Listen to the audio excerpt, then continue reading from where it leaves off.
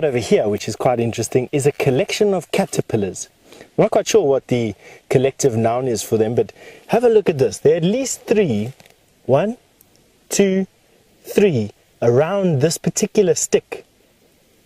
And they are busy eating this particular plant. You can have a look here as well. On the end of this branch are some more. Now one would imagine that something that looks as angry as this, or as, let's say, alien as this, is trying to tell us something. And I want you to ask yourself the question, what is a worm covered in all of these hairs trying to tell us? I think, for me, at least anyway, a worm that has covered in hairs like this is trying to tell me, please don't eat me, or touch me, or do anything like that. And that is exactly what these caterpillars are sending, the message that they're sending.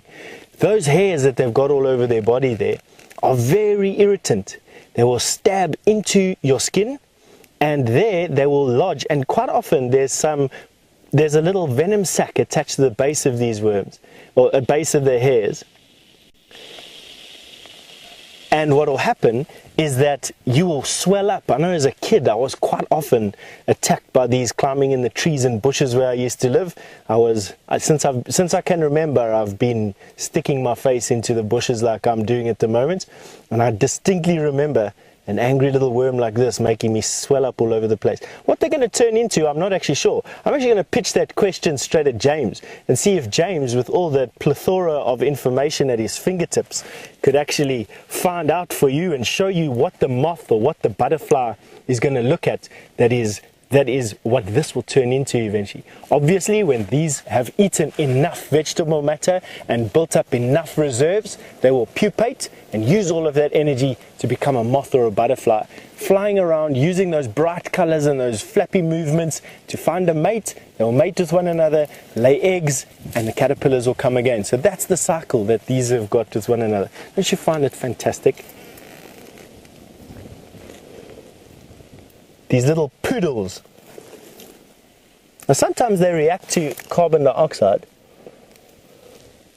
These ones don't do it too badly. They get moving a little bit, but not so much. I can actually see here that it looks like one of them has been fed on.